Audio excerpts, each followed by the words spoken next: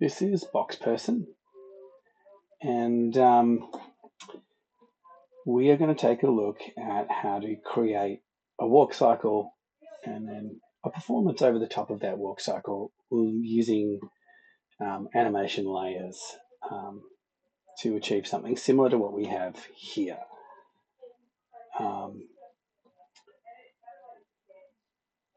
We're going to cover a whole bunch of things in this lesson. We will be looking at how to create a 3-frame walk cycle, which is like a sort of previs level walk cycle blocking. Like, I wouldn't call this a finished piece of animation, but I could definitely use this as a starting point for building something to a final. So we won't be doing things like foot rolls and all that sort of stuff. We'll just be like getting like the character in place and the body mechanics in place and the performance in place. So this will be an opportunity to explore proper body mechanics, FK animation techniques for arms, hands, and fingers, as well as our walk cycle. All right, we might uncover some other stuff as we go. I'm going to try and make this as comprehensive as I possibly can. And also it's going to be a bit of background noise, I think, because my kids got friends over. All right. Let's start off with our walk cycle. Okay, let's set boxPerson up ready for animation. First of all, we're going to just marquee drag select everything in the rig because there's nothing in here that we don't want to work with.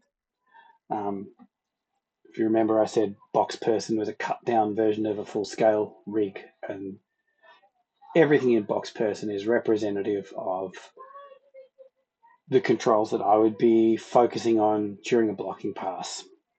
So I'm going to start off by creating a base layer animation where everything is just keyframed at 0. And because there are no extra attributes on boxPerson rig, I'm just going to keyframe Shift W for my translates and Shift E for my rotates. So that I've set everything on my first frame there. So now I'm going to grab all of the controllers except the master controller, and I'm going to come over to my animation layers editor over here. So you've got the anim. Just like we did with the tail, I'm going to click create layer from selected, and we'll get the base layer animation, which is where our 0 keyframes live, and I will get our animation layers. Now, I'm going to, just the same as the tail, we're going to call this our pose layer. And this is where we are going to start with a base pose for boxPerson. So exactly the same workflow as the tail. Before we start keyframing, we need to make sure we have auto key switched on, and we lay down a keyframe first on frame 1 of our timeline with Shift E and Shift W for our rotates and translates. Now, takes a little bit getting used to with layers. It's a little frustrating, is that you won't see which ones you've keyframed until you open up the graph editor, and then you can have a look at what's selected here. You can see we've made a keyframe for all these controls in the pose layer and the base animation layer as well. All right, so now we're going to make our pose. We're going to approach this the same way we approach the tail. We are looking to create a sense of character, a sense of who boxPerson is, and a sense of gravity and weight present in the pose. We're also going to focus on solid body mechanics. So let's start off by just having a little look around, getting a feel for boxPerson's anatomy. All right. I usually like to start with the arms, so I'm just going to do that.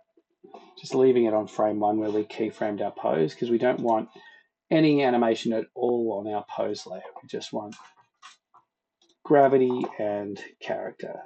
I'm going to make sure that my rotate tool is in object mode, not world mode, like this. I'm hitting the E key and left clicking my mouse to switch between these two modes. We're going to have to do this a lot, and you'll see why. But it really helps to animate arms. The basic idea behind it is, like, once you've built a pose that you're happy with, if you do need to make an adjustment, but you want to preserve that pose, it's kind of good to just, I want a little bit closer to camera, like that. Because if you're in object mode, it can be very difficult to kind of maintain that look and eyeball it. But then having it set up in object mode is just a great way of getting a pose going to begin with. So I'm going to select both of these arms and rotate them down so they're hanging by boxPerson's side, and I'm going to rotate them inwards like this. And this is going to bring us to our first really important body mechanics lesson about arms. When you're animating FK arms, as a rule of thumb, we want no translate data at all, although it's not a definite never. There are times when it's necessary. But as a starting point to achieve the most manageable, least complex animation motion, we need to create, we need to just work with the rotates. Now, the top of the arm here, the bicep or the humerus, you can have rotate data in X, Y, and Z. And if you feel your own shoulder, you'll see that that's true. That joint can rotate and move in any direction it needs to move in. When you come to your forearm, you'll see that there's only one axis of rotation that joint moves in. And if I'm going to twist that joint, all of that is coming from up here. And that's the way we want to work when we're animating. So just moving into side view here with the arms, with my rotate tool still in object mode. Just going to give myself a little bit of a bend in the arms like this. I'm going to just bring his I'm just going to bring boxPerson's shoulders forward a little bit. Oh, accidentally had the chest selected instead of the shoulder. All right, I'm bring his boxPerson's. I'm just going to bring boxPerson's shoulders forward a little bit, and then I'm going to get the wrist control here. Just rotate the hands in and drop them down a bit. Now, hands are decent weight, and you can see here we've got a very straight humerus and a bent forearm, and it looks like boxPerson sort of raising their forearm, but what we're trying to create here is a very relaxed pose where the arms are hanging naturally by the character's side. We need to show that gravity is hanging naturally by the character's side. So I'm going to move into my world space mode by for the rotate tool by clicking into my pressing my E button and left clicking my mouse. For the rotate tool by and then I can just grab this X rotate and rotate the hands and back. And I can just grab this a straight line between here to here, with the bend happening in there by straight line between here to here. You can see off the back of that I need to bring my clavicles forward, so back into object mode. I need to bring my rotate them forward a little further. Forward, so back into object mode. Rotate them forward a little further.